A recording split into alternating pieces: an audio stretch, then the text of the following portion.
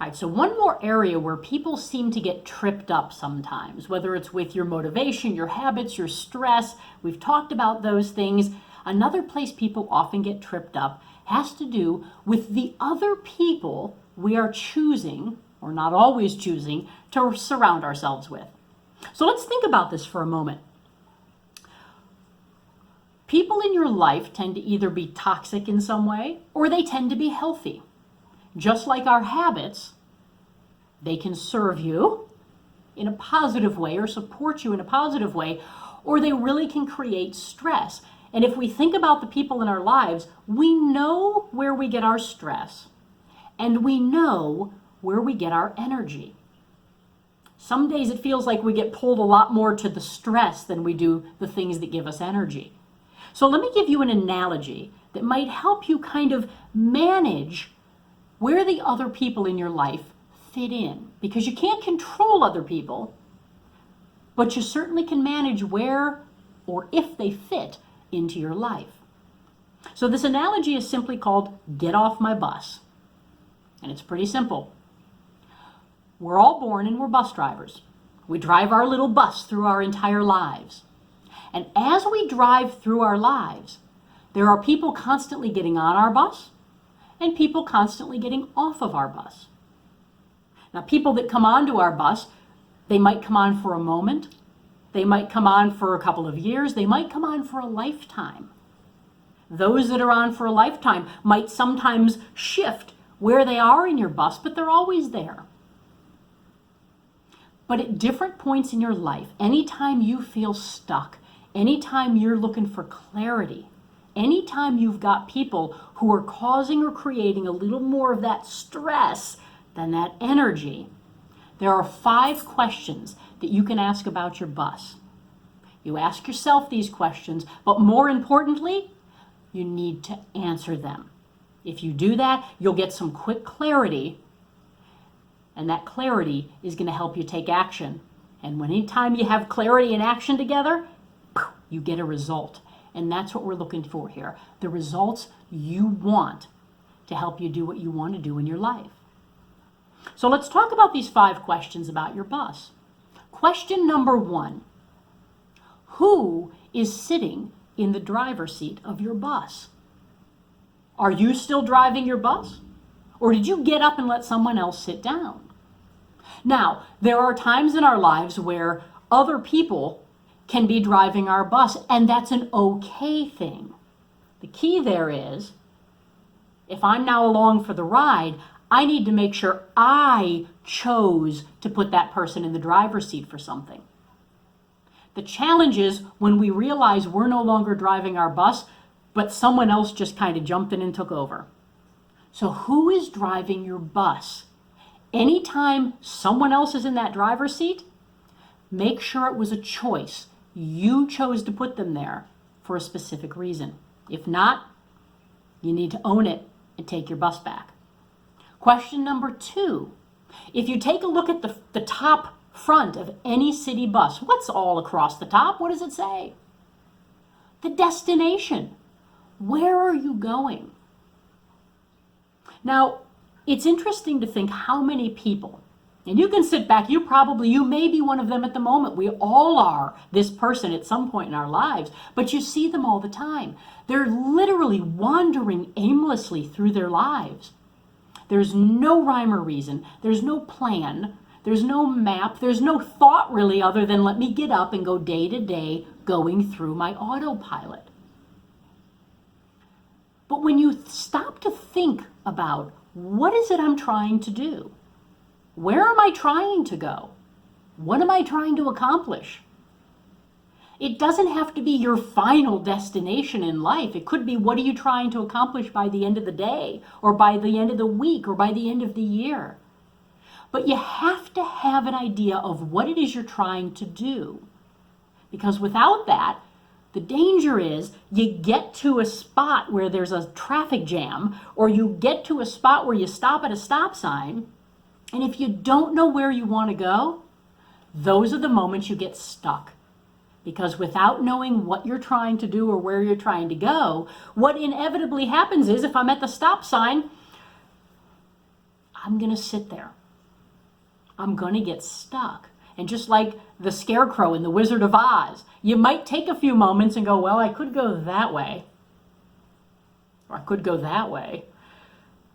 I could go that way. I could turn around and go back, I guess. Without clarity, we have confusion. And when we have confusion, we feel out of control. Out of control creates stress and anxiety. We need to take control back. The easiest way to do that is to take a moment and go, I'm not stuck. What is it I'm trying to do? Get some clarity on what does the top front of your bus say? Now, those first two questions are about you. But the third question, as you're turning around and looking at your passengers, the third question is, who needs to get off of your bus? Now, I'm going to probably guess, probably accurately, that when I said who needs to get off of your bus, somebody came to your mind. Somebody came to your mind, a face, a name. We know who those people are.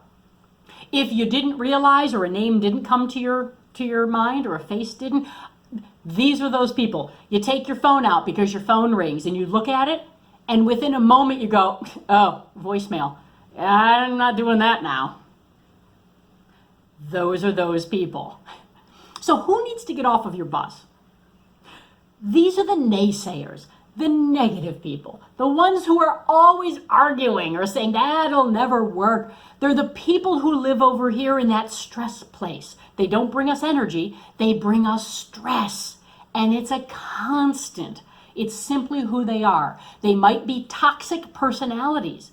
They might be wonderful people who happen to be in a toxic situation or environment. It could simply be a mindset. It could be a habit. Well, they always happen to find what's going wrong and never give a chance to find what's going right. Whatever reason, they don't need to be constantly sitting right behind you in your bus. Now, how do you get people off your bus? Two very distinct ways. I'm not advocating that everybody you want to get off your bus, that you violently slam on the brakes, flip the door open, and throw them off of your bus and drive on with the wheels squealing. That could be cathartic. It could be therapeutic for some. But here's something very interesting that puts control back in your corner.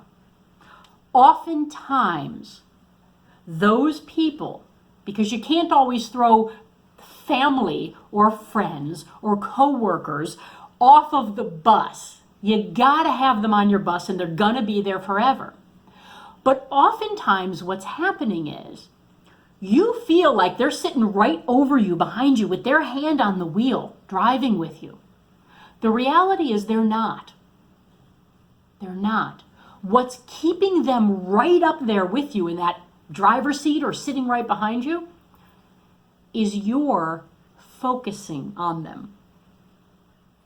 Let me give you an example. Let's say you have a phone call or a meeting or something, an argument of some kind, something, a disagreement with somebody that you very normally would have that kind of interchange with. You're done with it. You've left the situation. Okay, you've walked out of the room. That person is no longer there. The situation is no longer there. You are in a totally different part of your day. And yet sitting in your mind is all of that stuff. And what do you sometimes do? Here's what we sometimes do, because most of us do this regularly. 3 hours later, someone's asking us how the day's going or how the meeting went this morning. And what we do is we instantly have to relive it. And we have to tell them, do you know what he said? Do you know what she did? Can you believe? And we relive the entire thing. We rehash the entire thing. And we'll go home that night. And we might tell our family, how was your day? Oh, do you know what happened in that meeting this morning? Or we have to call a friend and go, oh, I just need to vent. That person and situation happened 9 hours ago. We have chosen to carry it with us and relive it over and over and over and over and over again. I saw a wonderful video one time of a gentleman who he picked up a glass of water and he said, "This glass of water, how much does it weigh? What do you think it weighs?" And he had several people say, "Well, I don't know, it's a few ounces, it's, I don't know, a pound because it's full, I don't know." And he said, the weight of this doesn't matter. It really doesn't matter, because here's the thing I want you to think about.